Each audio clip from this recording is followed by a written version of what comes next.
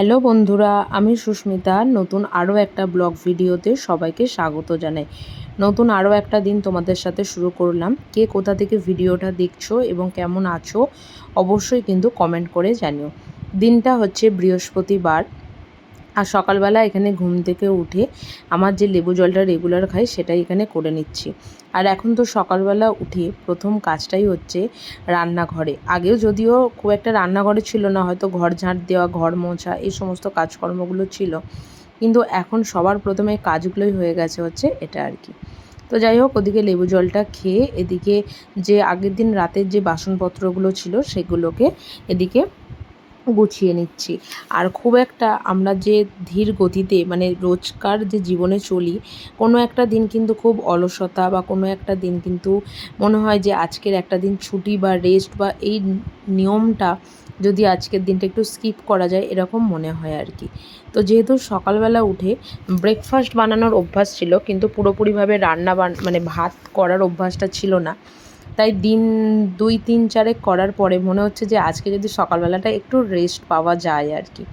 তো সেই কারণের জন্য আজকে সকালবেলা আর ভাত করব না। আজকে সকালবেলা বড়মশাইকে টিফিনে দেবো পরোটা আর আলুর দম, আর ওটাই আমিও দুপুরবেলা খেয়ে নেব। আর সকালবেলা ব্রেকফাস্টের জন্য এদিকে চিড়েটাকে ভিজিয়ে রাখলাম, কারণ চিড়েটাকে একটু আগে থেকে ভিজিয়ে রাখলে না, তাহলে জিনিসটা আর কি খুব ভালো খেতেও হয় আর কি। তো এদিকে কড়াই সরষের তেল দিয়ে আলুটাকে আগে খুব ভালোভাবে ভেজে নিচ্ছি, কারণ হবে হচ্ছে আলুর দম আর কি। তো ডিম, মাছ, মাংস প্রায় দিনই তো খাওয়া হয়েই থাকে। আমার মনে হয় রোজকার এই ভাত থেকে যদি একটা আধটা দিন যদি রুটি পরোটা খাওয়া যায়, তাহলে হয়তো খুব ভালোই হয়। যদিও আমি খুব একটা এরকম ছিলাম না, বা এখনও পর্যন্ত হয়তো রুটি পরোটাটা আমার এতটা পছন্দ নয়, কিন্তু ভাত না হলে আমি যেমন একদিন থাকতে পারতাম না, এখন বিয়ের পরে একটা অভ্যাস হয়ে গেছে, ভাত যদি আমি পরস্পর যদি দুদিন নাও খাই, তাহলেও আমার কোনো কিছুই যেন মনে হয় না আর কি।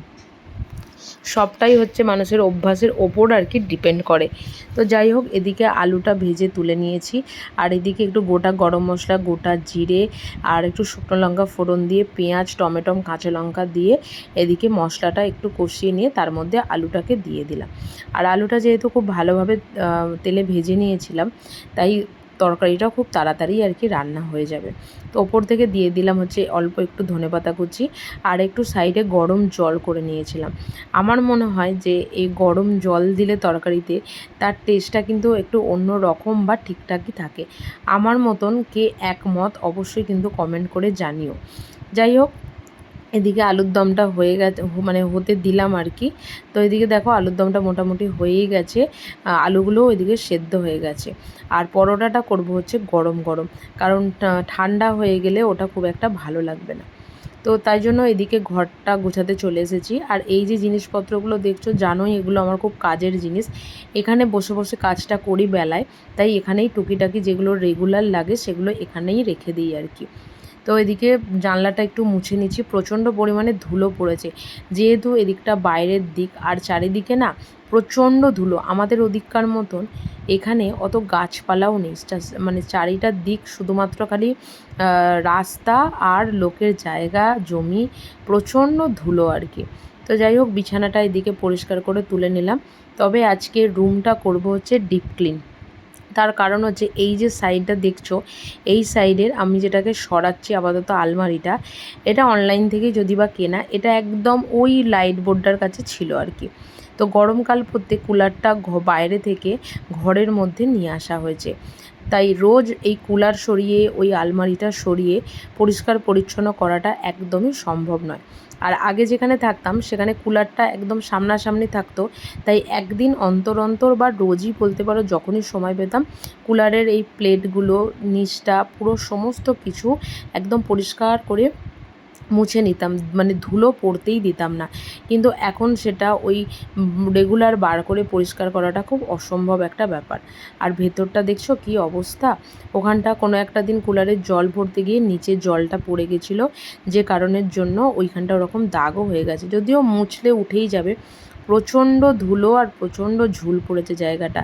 তাই আজকে যেহেতু ভাত করিনি, ভাত করলে তো তার ডাল করো, তরকারি করো, তার সাথে আরও একটা ডিম বা মাছ যে কোনো একটা কিছু করতেই হয়। তো যেহেতু করিনি, সেই কারণের জন্য ভাবলাম যে না, রুমটা আজকে একটু ক্লিন করা যাক আর কি। তো ওইটুকু জায়গায় আর কি খুব ভালোভাবে ঝাঁট দিয়ে এখানটা আর কি মুছে নিচ্ছি। কারণ হচ্ছে এখানটা মুছে তারপর কুলার আর ওই আলমারিটা এদিকটাতে ভরবো। কুলারটা তো মোছা হয়েই গেছে, কিন্তু আলমারিটাতেও পড়েছে প্রচণ্ড পরিমাণে ধুলো। এই সমস্ত ফোল্ডিং আলমারিগুলো খুব ভালো হলেও আবার জামা কাপড়গুলো বড্ড বেশি যেন ধুলোও পড়ে, এটাও একটা আর কি সমস্যা। তো যাই হোক, এদিকে আলমারিটার চারিপাশে যে ধুলো টুলোগুলো ছিল সেগুলোকেও একটু ঝাড়াঝাড়ি করে নিচ্ছি। এখানে মেনলি আমরা রেগুলার যে জামা কাপড়গুলো পরে থাকি আর কি, সেগুলোই আর কি এখানে টুকিটাকি রাখি। বিশেষ করে কাজের জিনিস, যেমন যে রুমালটা দিয়ে আমি ঝাড়া পোছা করছি সেরকম গোটা 6-7 রুমাল আছে, যেটা রান্নাঘরে কাজে লাগে, মানে এটা ওটা মোছামুছি করতে কাজে লাগে। তো সেগুলোই এখানে খুব দরকারি লাগে। আর এটাও খুব অগোছালোই হয়ে আছে, এটাকেও একদিন সময় করে গোছাতে হবে। তো যাই হোক, ওদিকটা তো পুরোপুরিভাবে ক্লিন হয়ে গেল। এবার ঘরের আর যে জায়গাটুকু আছে সেই জায়গাটুকু, আর এই যে আলমারির নিচে আর শোকেস আলমারির নিচে, এটা আমার রোজকার কাজ। এই জায়গাটা আপনি বলতে পারেন মানে কোনো দিন ধুলো পাওয়া যাবে না। এর নিচটা আমি যখন আগের বাড়িটাতেও ছিলাম তখনও ঠিক এইভাবে নিচটা পুরোপুরিভাবে রেগুলার ঝাঁট দিতাম এবং রেগুলার মোছামুছি হতো, যে কারণে নিচটাতে কোনো রকম কোনো ধুলো বা কোনো কিছুই থাকে না। তো ওদিকে ঘরটা ঝাঁট দেওয়া হয়ে গেছে, এদিকে এবার বাইরেটা ঝাঁট দিয়ে নিচ্ছি। প্রচণ্ড ধুলো, প্রচণ্ড যেটাকে বলা হয় আর কি। আর আজকাল তো বিকাল হলেই 4টে 4:30 বাজলেই এমন ঝড় দিতে শুরু করেছে, বৃষ্টি তো হয় না। একদিন আপনাদের সাথে শেয়ার করব সেই ঝড়টা। শুধু চারিদিকে ধুলো ছাড়া আর কিছু দেখা যাবে না। কার গাড়ির টেন্ট উড়ে যাচ্ছে, কার বাড়ির পলিথিন অন্য বাড়িতে গিয়ে পড়ছে, সে এক দৃশ্য। যাই হোক, এদিকে বাইরেটাও মোছামুছি করে নিচ্ছি আর এই রেলিংটাও মুছে নিচ্ছি। এদিকটাতে মাঝে মধ্যেই ওই কাজু বাদাম হোক বা বাসনপত্র হোক বড় সাইজের, সেগুলোকে এদিকে শুকাতে দিই। তবে যেদিনকেই সময় পাই না কেন সেদিনকেই আমি পুরো বাড়িটাকেই বলতে পারো একটু পরিষ্কার করে নিই। তাতে কি হয়, কোনো একটা দিন আমাদের শরীর খারাপও থাকতে পারে বা কোনো একটা দিন ভালো নাও লাগতে পারে, তখন কি হয় ওই মানে সেই দিনটা আর মনে হয় না যে বাড়িটা নোংরা হয়ে বা ধুলো হয়ে পড়ে রয়েছে। ঘরের ভেতরটা তো বাসি কাজের জন্য রেগুলারই পরিষ্কার করা হয়, বাইরেটাও বলতে পারো আগে রোজ করতাম, এখন ওটাকে একটু এলাকারি দিয়ে 2 দিন 3 দিন অন্তর অন্তর করি আর কি। তো ওদিকে বাইরেটা খুব ভালোভাবে পরিষ্কার করে মোছা হয়ে গেছে, ঘরের রান্নাঘর সমস্ত কিছুই পরিষ্কার হয়ে গেছে। এখন শুধুমাত্র হচ্ছে এই বারান্দাটার পালা আর কি। এই যে টেবিলটা দেখছেন, এই টেবিলটার নিচটা পর্যন্ত রেগুলার মোছামুছি হয়, যাতে ধুলোটা না আর কি বোঝা যায় আর কি। তো যাই হোক, কাজকর্ম কমপ্লিট হলো, ঘরবাড়ি পরিষ্কারও কমপ্লিট হলো। এবার পালা হচ্ছে ওই যে বললাম পরোটা আর আলুর দম করবো। আলুর দমটা যেহেতু ঠান্ডা করে ভরতে হয়, গরমকাল পড়ে গেছে, নাহলে সেই খাবারটা দুপুরবেলা সেই 2টো 2:30 3টে কখন খাবে, তখন গন্ধ হয়ে যাওয়ার চান্সেস থাকে। সেই কারণের জন্য ওটাকে অনেকক্ষণ ধরে রেখে ঠান্ডা করে নেওয়াই হয় আর কি। মেনলি তরকারিপাতি করলে আমি একটু আগে থেকেই ঠান্ডা করে মানে তরকারিটাই প্রথমে করি, যাতে ওটা ঠান্ডা হয় আর কি। যেমন ডাল বলো বা তো কোনো রকম কোনো তরকারি বা মাছের ঝোল যেটাই করি না কেন, সেটা আগে করে নেওয়ার চেষ্টা করি, যাতে 1 ঘন্টা 1.5 ঘন্টা পর পর ঠান্ডা হলে যাতে সেটাকে তার মধ্যে দিতে পারি আর কি। তো এদিকে বড়মশাইয়ের টিফিনটা গুছিয়ে দিচ্ছি। আর সকালের ব্রেকফাস্টে তো আজকে জানোই তোমরা, চিড়ের পোলাও হয়েছে, সেটাকেও বেশ গরম করে নিয়েছি। সেটা হয়েছে মোটামুটি আধ ঘন্টা আগে। আর গরম গরম এই চিড়ের পোলাওটা খেতে না ভীষণ ভালো লাগে আর কি। একটু পেঁয়াজ, একটু ভুজিয়া, আর তার সাথে হচ্ছে ভাজা কাঁচা লঙ্কা, আমার তো ভীষণ প্রিয়। মানে এখানে আসার পরে এই চিড়ের পোলাওটার আর কি বলতে পারো খুব ভালো, মানে ভীষণ ভালো বেছে ফেলেছি এই চিড়ের পোলাওটা মানে খাওয়ার জন্য আর কি। সকালবেলা ব্রেকফাস্টে কোনো কিছু মনে পড়লে সবার আগে মনে পড়ে হচ্ছে এই চিড়ের পোলাওটার কথা। তো যাই হোক, চলো ওপর থেকে একটু ভুজিয়াও দিয়ে দিলাম। আর এবার ব্রেকফাস্টটা সেরে নেবার পালা আর কি। আমাদের কাজের কোনো কিন্তু শেষ নেই, যেটাকে বলা হয় আর কি।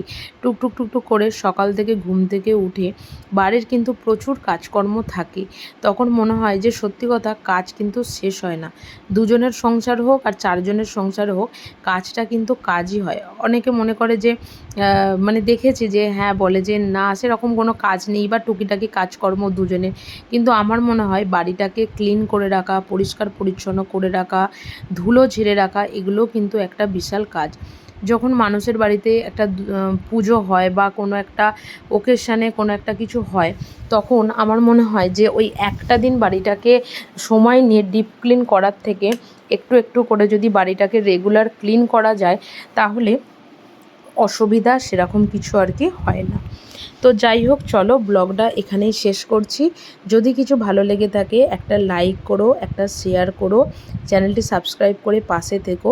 দেখা হবে নতুন আরও একটা ব্লগ ভিডিওতে, নতুন আরও একটা দিনের সঙ্গে খুব তাড়াতাড়ি। সুস্থ থাকবে, ভালো থাকবে, দেখা হবে খুব তাড়াতাড়ি। টাটা।